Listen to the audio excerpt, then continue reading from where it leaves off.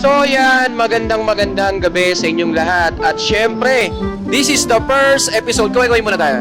Ng ating tinatawag na Papa Talks. Yun. So, syempre, it's all about usapan na walang script. Yes, And yes. it's a current issues. Kung ano mang gusto mo ikwento, yun ang pinakano. And syempre, nagpapasalamat pala kami sa ating location, no? Sa ating sponsor na location. Yes, which is KCL. the First Gear South. Dito sa Imus, Cavite. Palapan nyo naman ang Imus. Yun, thank At you, si thank Sir you. Ray.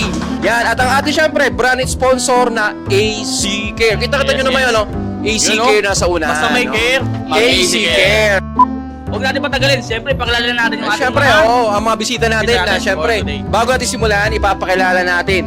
So yun guys, what's up sa inyo lahat? Syempre, kilala nyo naman ako syempre. Ito yun guys.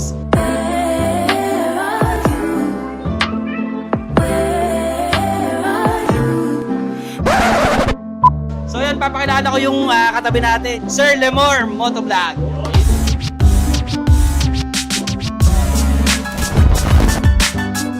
Hello, good evening sa inyong lahat. So, ako nga po pala si Romel, mas kilalang Limor Motovlog bilang isang MC taxi rider. So, ayun, maraming salamat sa pag-invite dito sa Easy Care at sa mga kasama ko, maraming salamat din.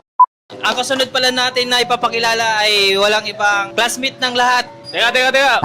Medyo ano ko lang. Ang classmate mo, ang classmate ko, ang classmate nating lahat.